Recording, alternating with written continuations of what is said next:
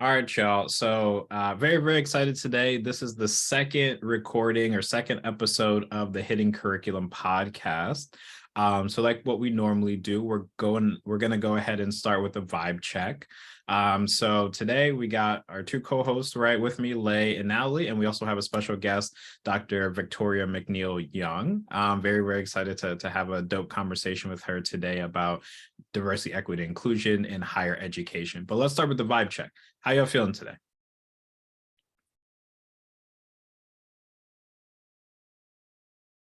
I'll go first. Natalie is feeling burnt out. So I had this realization with myself earlier that I am at that point, and I was like, should probably take that to therapy. Because I'm a lot better, I would say, like, holistically, but I think that's something I'm still missing. I'm still like going so hard that when summer hits, and particularly now as I'm going into like writing my disc proposal, I'm just like, damn, I need a minute. So I'm looking forward to the weekend. It's a long weekend. I get to go home, be with my family, be in the farmland, and have a cocktail or two. Yeah, I'm still riding off of this feeling of surprise because I just had a faculty retreat and I didn't realize that I would feel much closer to my faculty because of that. And I actually participated a lot, which surprised me today. Probably I had too much coffee. But it was actually a really good 5-hour meeting with my faculty, just talking about actual solutions. I'm cautiously hopeful that things will be implemented, but it seems like it's going in the right direction. So I'm gonna take what take what I have right now for it. That sounds super refreshing to hear. That's awesome. So I'm feeling like a little frustrated. So I'm on summer break right now. I'm on a 9-month contract, so it's supposed to be my summer, but people keep pulling me into stuff. I just want to have the soft girl package for summer 2023 right now. So I'm sitting with a little bit of frustration, but happy to be here with you all and to chit chat. Yeah, thank you all. I would say that I'm feeling good. I've been excited about this conversation for some time. My day today has been full of meetings, but luckily mostly with students and just talking about the work that we're doing at LTB, courses and things like that. But it really, especially the last student we talked to who actually is in Florida, really reminded me about the importance of this topic, right? And how this legislation related to diversity, equity, and inclusion in higher education has really important ramifications. So overall, I'm feeling good, ready to just go ahead and dive in. And so for those who don't really know, right, about diversity, equity, inclusion, and I'll probably just refer to it as DEI from now on to make it easier. There has been a lot going on across the nation, right? Especially in higher education regarding these topics, right? And so there are about 30 bills across the US targeting DEI initiatives in public universities. Florida is a big one, Ohio, Alabama, Kentucky, Texas, right? A lot of states that have a large population as well, Texas, of course, and Florida. And there are more than 20 states in the US who have either proposed anti-DEI bills or could be in the process of drafting them currently. And then the one that's probably gotten the most attention, right, is out of Florida. Governor Ron DeSantis signs a bill banning DEI initiatives in public schools. And I believe that was the 15th of May, 2023. And then earlier, right, in 23, he appointed 6 new members to the school board of trustees, really putting in conservative allies in control of that board, right? And that's a board that, oversees the public universities. They have a big sway and in a lot of regards, like control a lot of what can and can't be done on those campuses.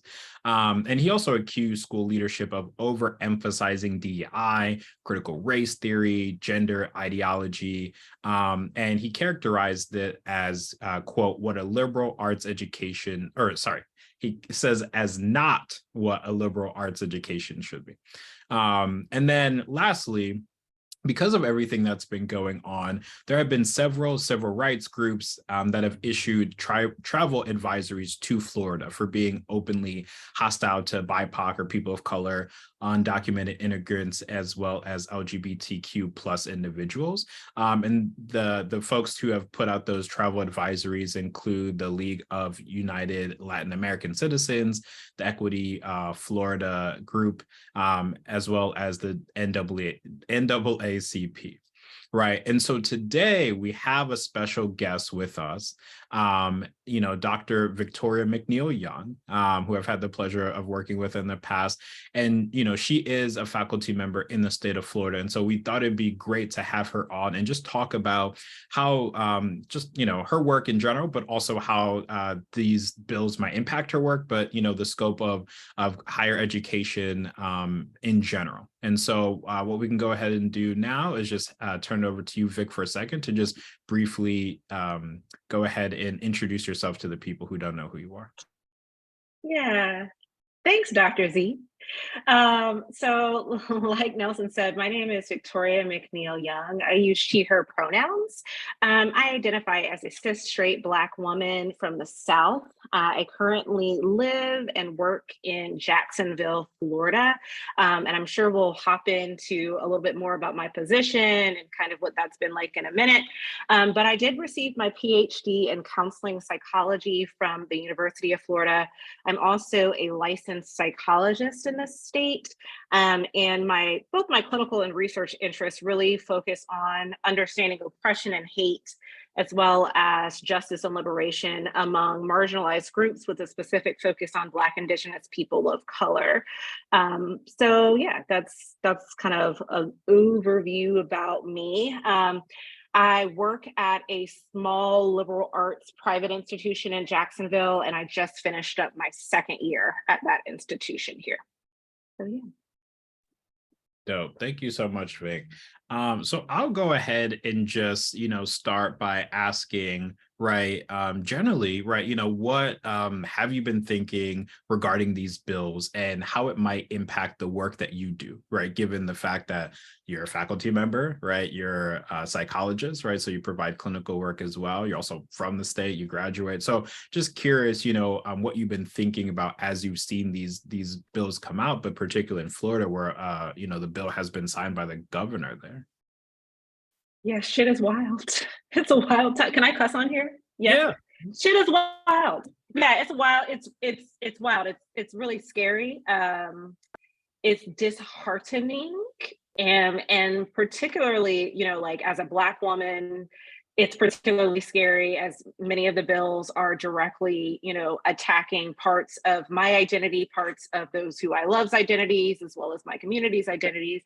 But then also it's scary from a professional standpoint, right? So as psychologists, especially counseling psychologists, part of our training is talking about things like diversity, equity, and inclusion, intersectionality, addressing oppression in therapeutic spaces, in community spaces, in educational spaces.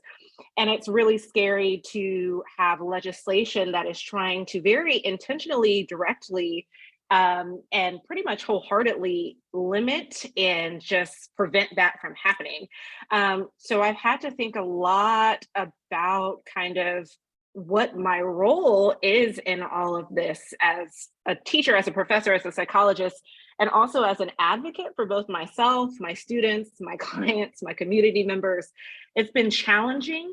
And it's also been challenging because the legislation continues to evolve, right? So the bills that were passed at the beginning of the academic year have now been expanded upon. And so there's constantly new legislation coming out that requires folks to shift, and in a lot of ways prevents folks from doing really, really important work. So that's just kind of a little bit of what I've been sitting with over the past 12, 15 months. Yeah, and I appreciate that context, right? Because like you said, a lot of the work that you do, the training that you have, the folks that you work with, right, and your own identities feel like they're under attack, right? And I actually didn't know about, so I appreciate you saying that. I didn't know that the bills were expanding. And so, my next question is, how has it, or how do you anticipate it maybe directly impacting some of the work that you're involved in? Yeah, so it's interesting because when I got hired to my university, I was hired specifically to expand. They wanted a professor to be able to teach and conduct research related to multiculturalism and DEI, right? So that's the reason I applied. That was the call on the application. And, I've been teaching courses like Black psychology, creating multicultural psychology courses, community psychology courses. I think it's important to name that I am at a private institution, and my institution has been supportive of DEI initiatives so far. And so there hasn't been specific pushback for me to not teach courses or not conduct research. But that's really tied to funding. The private institutions don't receive state funding, so they aren't required to necessarily follow the state legislative mandates. But that's not to say that there hasn't been other ways in which legislation has been impacting myself and my colleagues. Like, for instance, when you taught a class before, usually the idea is that you're the subject matter expert. You went to school for 50 bajillion years, so you know what you're talking about. Now, because legislation is so focused on trying to prevent students from becoming indoctrinated to quote unquote woke topics, there are possibilities of students being able to use your words against you in courses, for even at the higher, like at institutions of higher education, for parents being able to complain, which I think is wild because students are grown at that point, but that's besides the point. So, having to have been really strategic about language and syllabi related to not trying to indoctrinate, persuade, or to make anyone feel bad.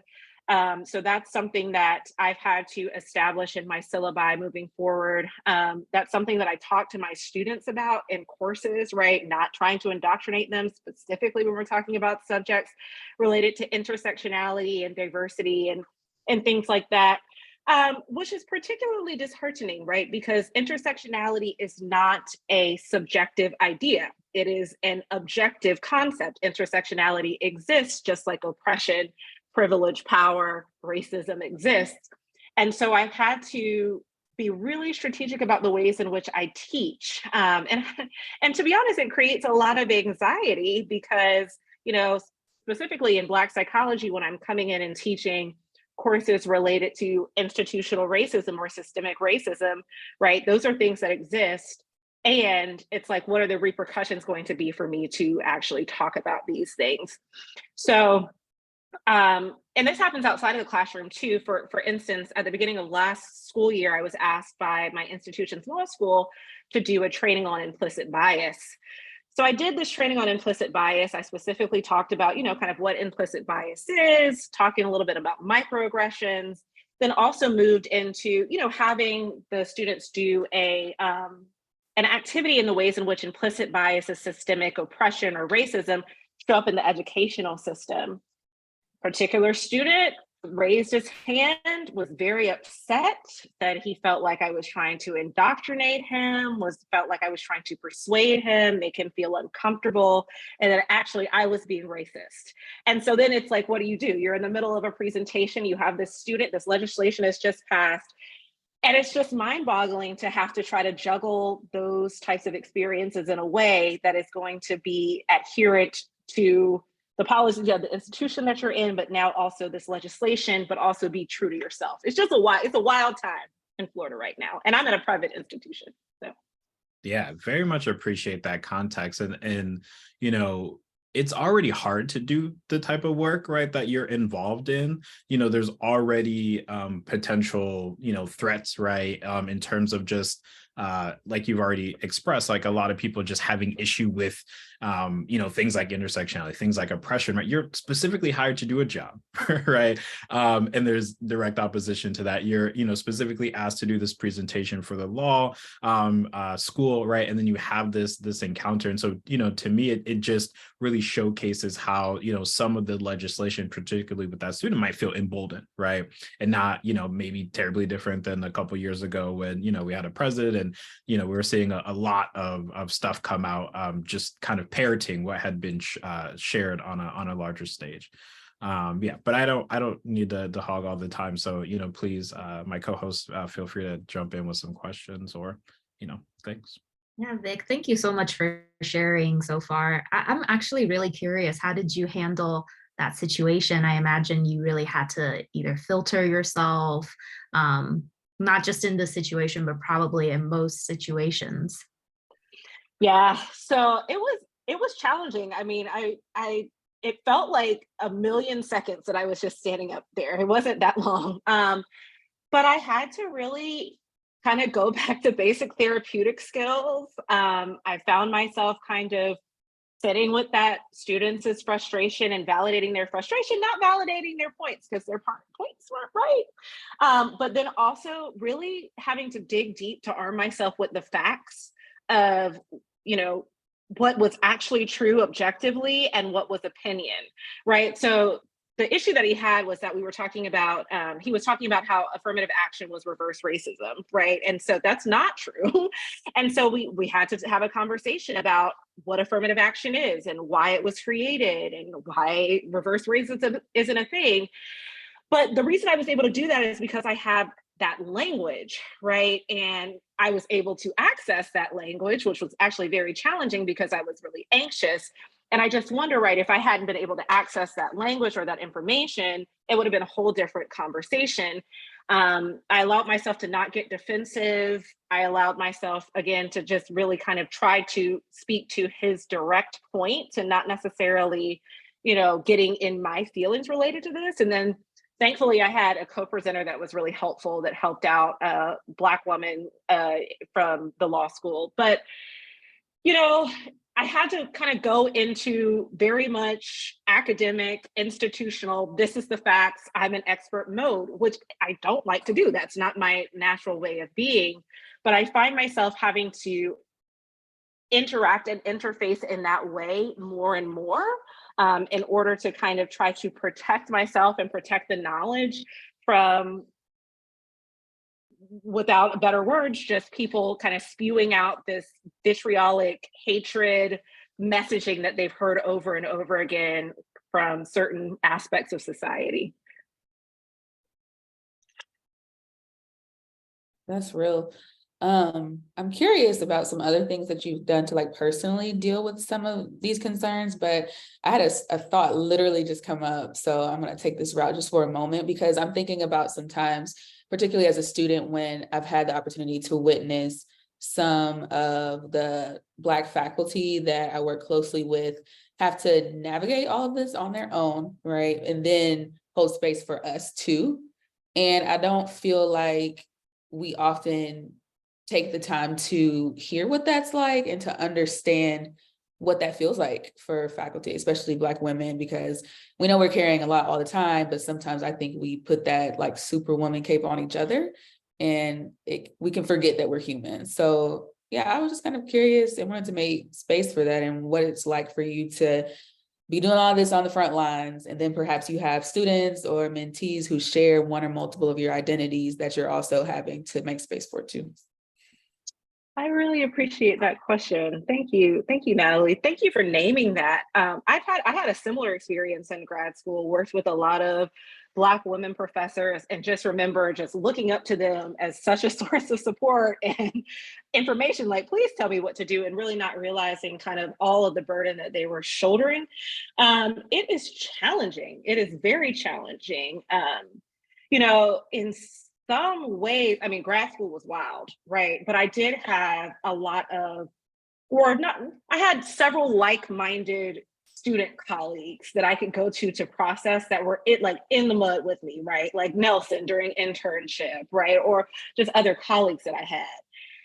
You don't always have that in academic spaces. And so it can feel really, really isolating. And in some ways, the navigation of the academic system is even more confusing because you've signed up to be in this place for an extended period of time, right? So a student a lot of the mindset is, okay, we're gonna fight, but we're also gonna get through this and help you get your things. And so there's like a finish line at the end of that you can look towards.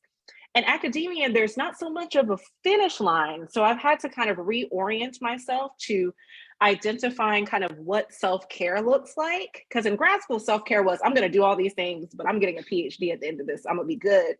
Right now, it's like, I gotta take care of myself. And there aren't mechanisms built into academic spaces for students either, but there are not mechanisms for support baked into academia for faculty of color, for faculty, queer identified faculty, trans identified faculty. There just aren't. So I've had to really tap into my community, even more so than in graduate school, I think, and really just being able to process, like, is this wild?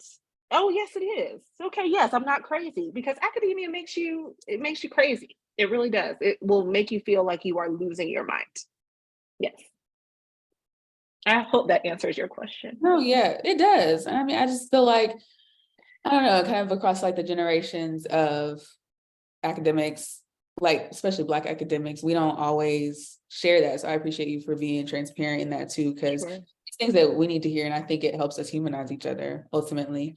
But yeah, so, I'm hearing the pieces about community and support, especially when you're immediately in the academic environment, pulling out the facts and figures, which is really funny you said that, because I was having a conversation about some of these things with one of my mentors, and she was just like, sometimes, depending on the audience that you're working with, you have to go there and just lay out a logic model, essentially, which doesn't feel natural for many of us in like our cultural upbringing and stuff. So yeah, what are some of the other ways that you've been personally dealing with this, whether you're at home or you're on campus?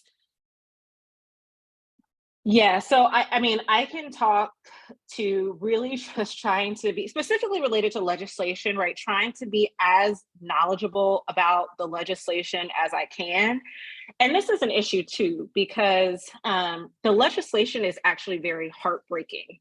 And so sitting with like point by point by point and having to read that is actually very traumatic. And so I have had to care for myself through that, but I need to know what it says, right? Because I have to be able to arm myself against it. And so again, it's just like what people of color and marginalized folks have been having to do for centuries, having to delve into these really harmful systems, these really harmful pieces of information as a means of survival. So I've been simultaneously doing that while also trying to care for myself through that. Things like talking to my institution's legal human resources council, which not every institution has this, that's great, but I do have one. She's a Black woman, like I said, she's been really helpful. Just being aware that I don't have control over a lot of this, right? I can't control what a student asks in my class. I can't control what a student says in my class, but just giving myself permission to know what I know and say what I say, and being, again, kind of really grounded in my own, both embodied knowledge and institutional knowledge.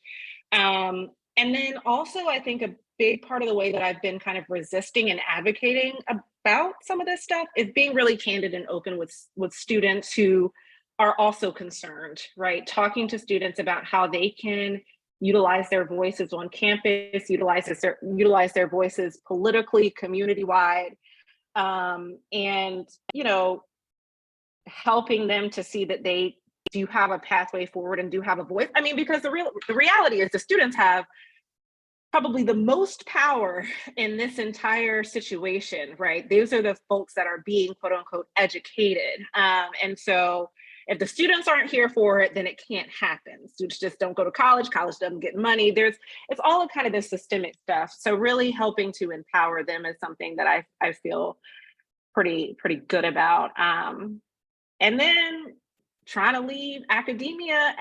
In academia, when I get home, I try to turn that off. I don't answer emails after a certain time.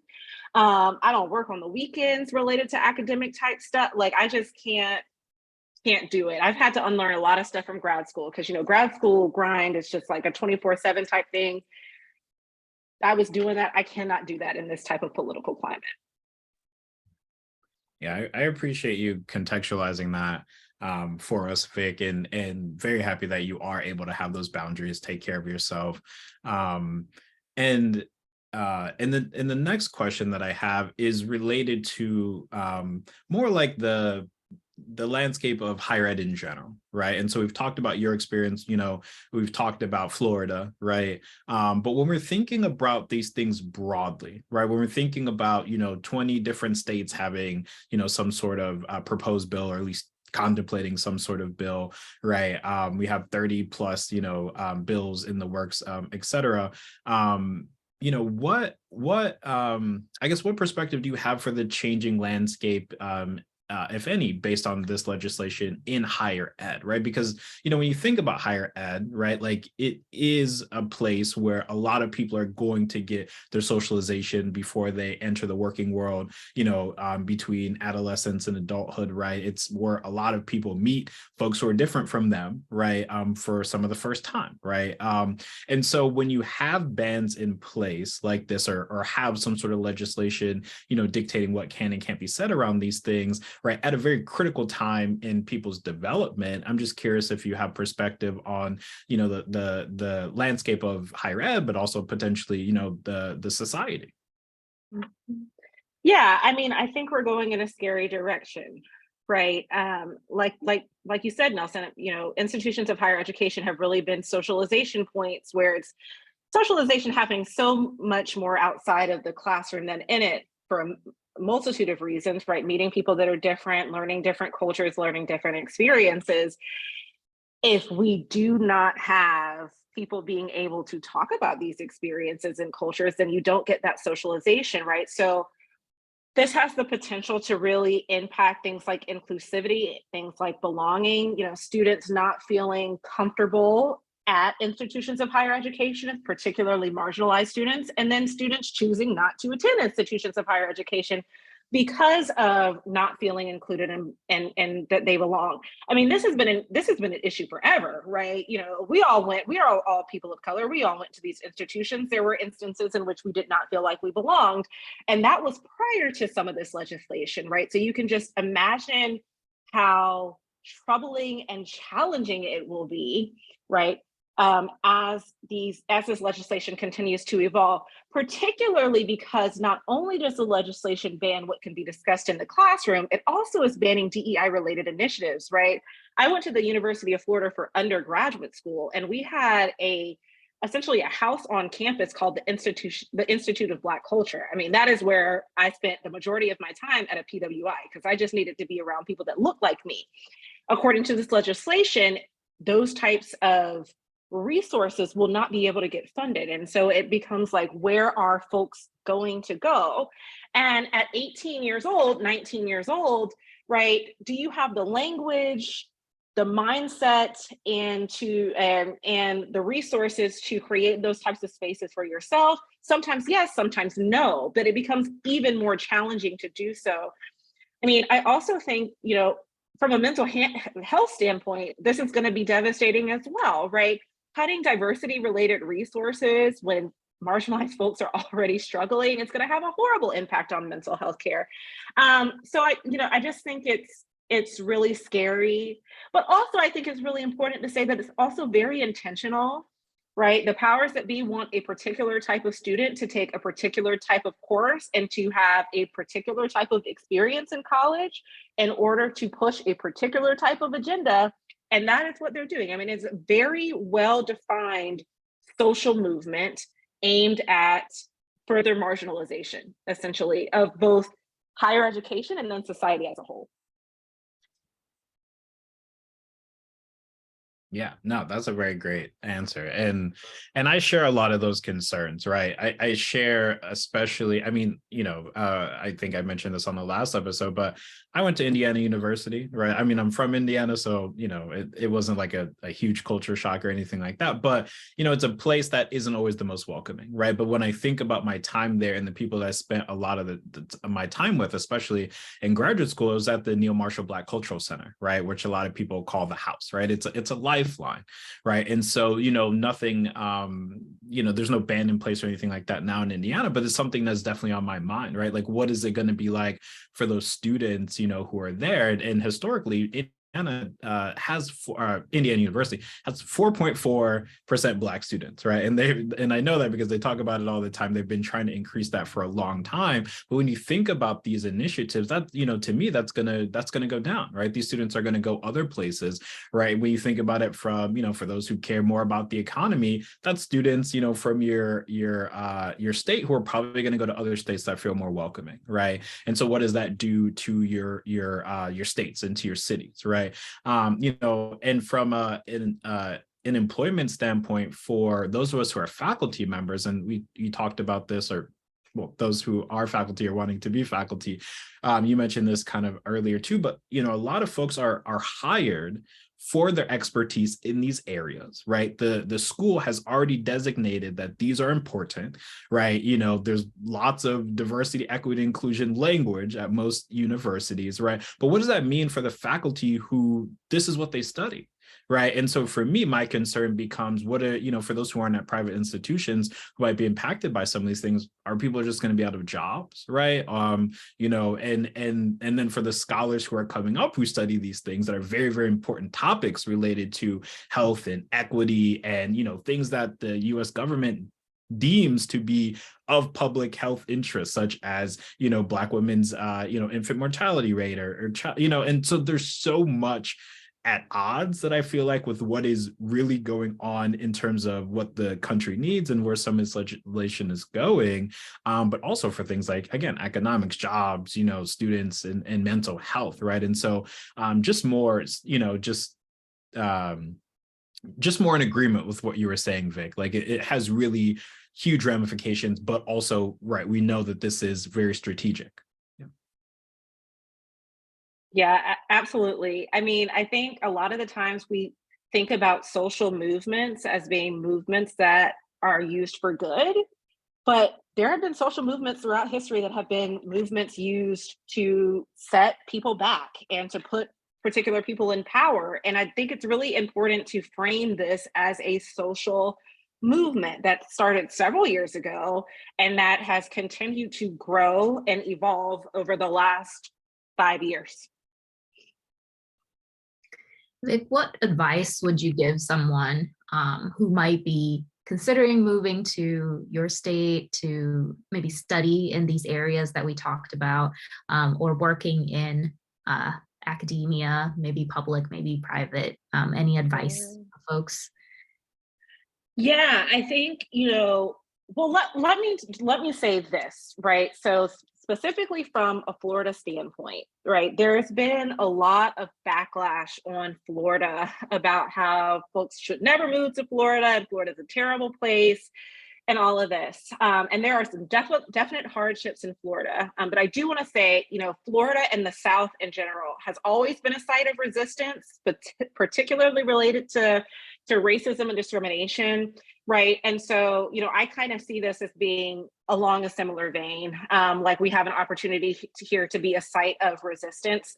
But it's really important to know what you're getting yourself into, right? It's really important, specifically as a student, to know that if you are coming to study at a public institution in Florida and you have a really big passion for issues related to multiculturalism, for issues related to gender, sexuality, racism, your courses are likely not going to be able to speak to those in a way that you might find to be enough or fulfilling.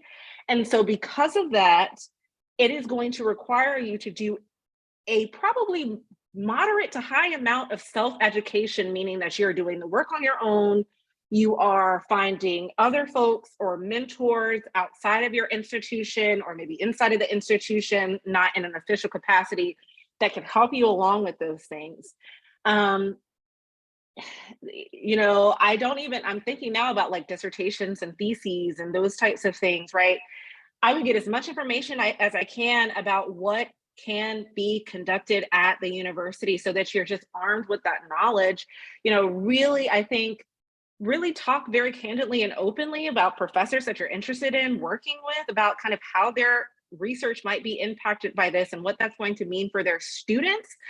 You know, specifically if we look at merit-based funding for students of color or marginalized students, you know, you got to get that information to know that you're not signing on to something that's going to be a hardship to you.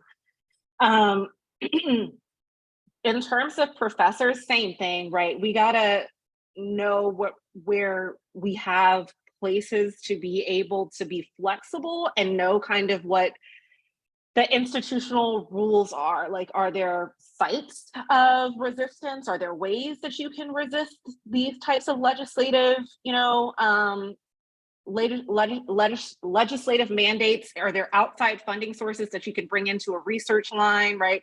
Can you get some grant funding? You know, those types of like really intentional questions, I think are going to be really, really important moving forward.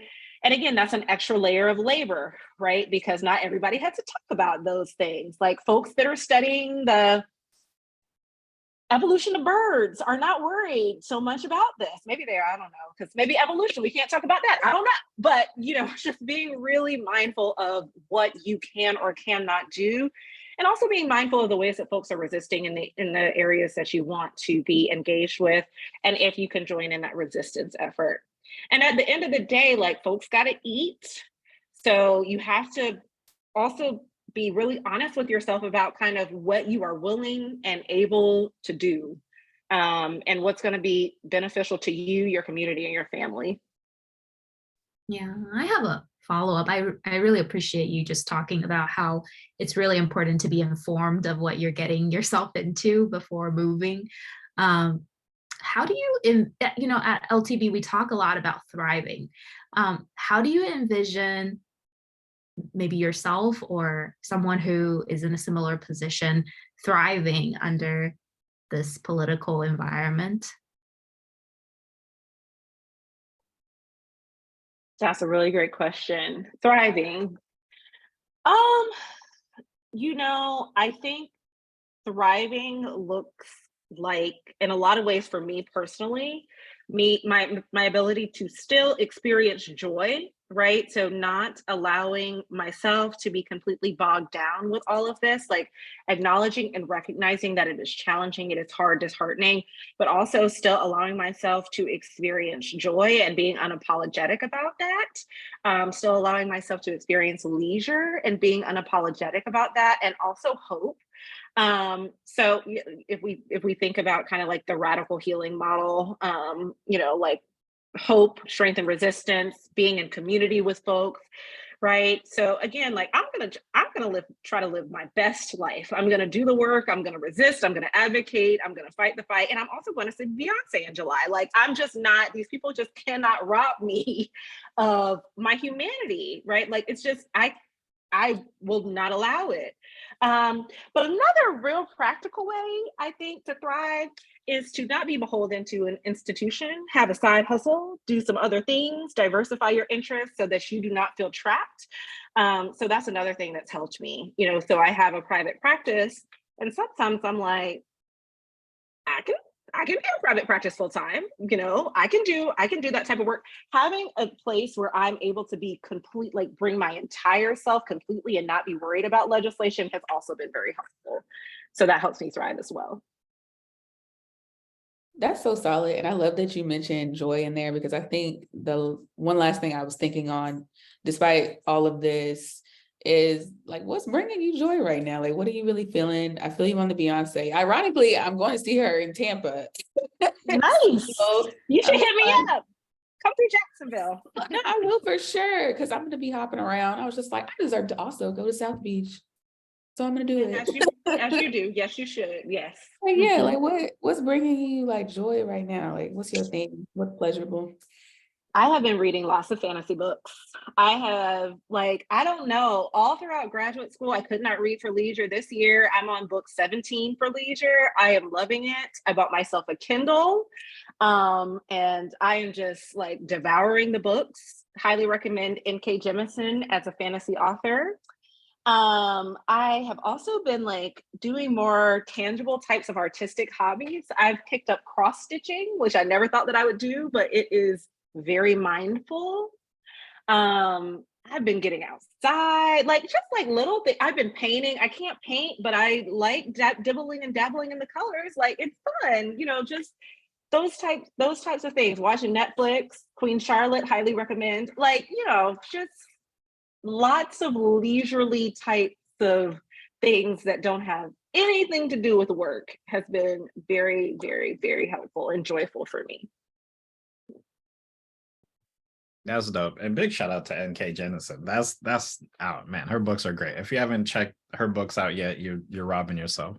Yes. But I very much appreciate that question, Natalie, and also your response, Vic, because in a lot of these situations, right, you know, in these conversations, it is easy, you know, to focus on maybe some of those negative impacts of this legislation. And don't get me wrong, right, there are many, but you know, I love that that there is still joy, right, and that focus on that, and your encouragement, right, to other people as well to find those spaces and to find that joy, right. You know, definitely advocate, definitely do what you need to do, but also be a human being, right. A lot of this legislation, you know, from my perspective, is to rob us of our humanity in a lot of ways, and to get us stuck in this rut that we're always fighting a system and not being able to enjoy, you know, being alive and being enjoyed to be in love and to be in community and happiness and all these things, right. And so, you know, even though we are talking about very important topics, right, we very much want you who are listening or who are watching to be able to take care of yourself and to be able to still have joy, even if you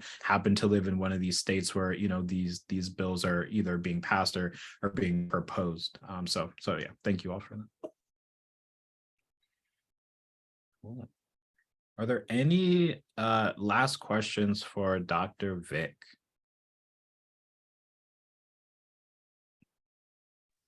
I guess we can ask our last question. So just this idea that, you know, you're talking about, you're still going to resist and advocate for these issues, right? So in your opinion, how can universities and advocates continue to push for diversity, equity, and inclusion despite some of these challenges? Allyship. Folks that say that they care about faculty of color, faculty of marginalized identities have really got to stand up and be allies, right? And allyship requires you to put something at risk. So, you know, folks that have more privilege and power need to stand up and to have their voices heard and to make spaces and to challenge a lot of these institutional policies, right? It's also very important for us to be supporting and advocating for and listening to our students, because again, they are receiving firsthand kind of the trickle down effects of all of these legislative, you know, kind of impacts. And so really supporting the students, listening to them, and figuring out ways to get their needs met. It's interesting because we're all wrapped up in language, right? Like DEI has become a buzzword, intersectionality has become a buzzword. And part of me really feels like, okay, if the job gets done, right, and you're addressing DEI, you don't have to call it DEI to me, just make sure it gets done, call it something else, figure out creative ways in which to do the work, right? Let's figure out ways in which to get our needs met in creative. And we've been doing this for a long time. Like I think about the civil rights movements and the ways in which things were accomplished. We have the playbook, we have the rule book, we just have to implement those things, right? This is really not that new in that a governmental body is trying to strip people of their rights. That sounds very familiar. Let's go back to what we know works, right? And so I think it's just about being creative and really building community and banding together. But it's going to require people being okay with losing some of their privilege, which is always very challenging.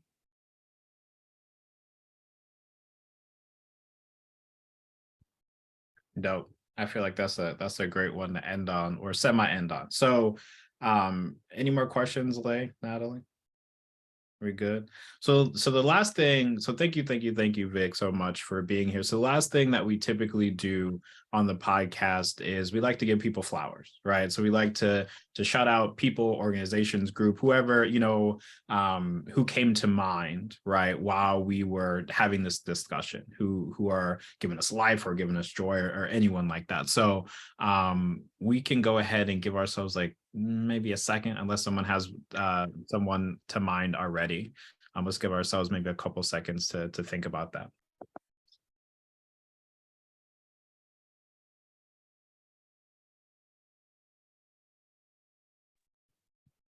And I can go ahead and start. So, I mean, I mentioned them earlier today, but the Neil Marshall Black Cultural Center at Indiana University, well, when I think about my time at IU, especially as a graduate student, right, the amount of events that we had, slam poetry nights, right, like, world-renowned speakers coming in, just cookouts and hangouts, right, like a place that truly felt like I, as a Black man, could just come and be myself, right, and not have some of those like weird looks that I might have got on campus, or know that I'm not going to run into some student or some faculty member who's going to aggress me in some way, or expect me to be anything other than my dope self, right? And so that space is truly one of the main reasons that helped me get through some of those difficult times in the community that I built there. So shout out to the Neil Marshall Black Cultural Center at IU. Much love.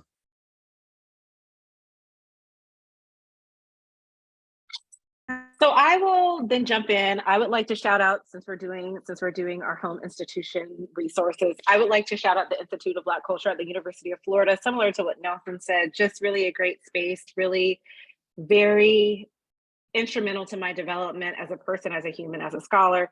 I also would like to shout out Dr. Delavie Mosley in the Wells Healing Center in Durham, North Carolina, because she was just so instrumental to my graduate training, and also Dr. Patricia Hilliard Nunn, who has passed away, but will be my forever mentor.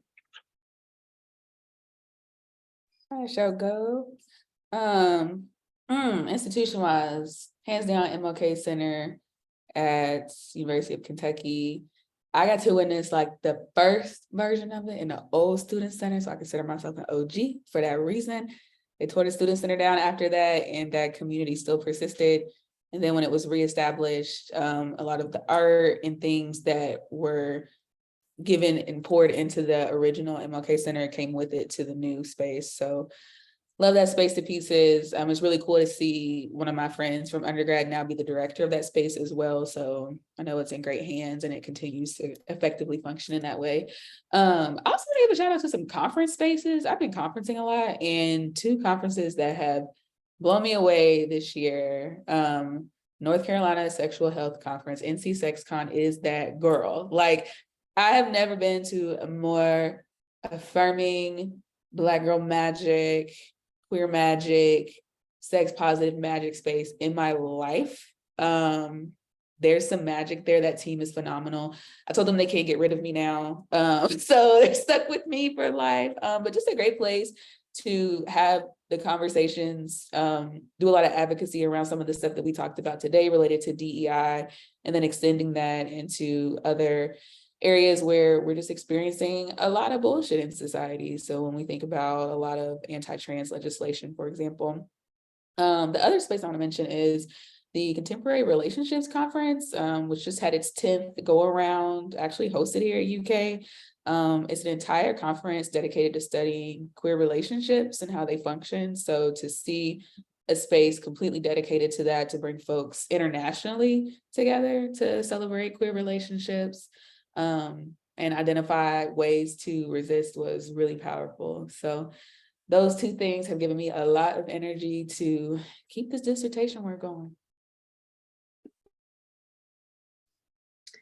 Yeah, I appreciate you bringing up all these different spaces, right? And I think the spaces really matter, like who is in it. So I just wanted to give a shout out to the space that, like to tonight's space. I think it's really important conversations that we're having. I know we've been talking like, maybe with other people about this as well, but even today at the retreat, I had a faculty like to ask if anybody's been paying attention to these things. And so just now, they're just now hearing about it. So I appreciate us being in this space, because I feel like, our identities are directly impacted by this, like we were talking about. And then specifically, I wanted to give flowers to Natalie. I know you mentioned that you're feeling burnt out, but I really do appreciate all of the work that you've been helping us with, especially setting up all these student meetings that we've been having and just understanding their experiences. I think it can really help us like make sure that we're staying close to the people that we want to serve, and not just coming kind of like how higher ed is, they're just coming from the top down and assuming what they know. So I appreciate our bottom up approach so far. Thank you so much. Thank you. You know, I'm like, I don't know what you would call a 5, because you know there's like quadruple, but I'm like a 5. Basically, there's Pisces in my chart 5 times, which means I'm like hella emotional. So don't make me misty-eyed. Awesome. Dope. Thank you all so much. Yeah, I guess that's a wrap. No one else has anything else. Dope. Let's take a group picture.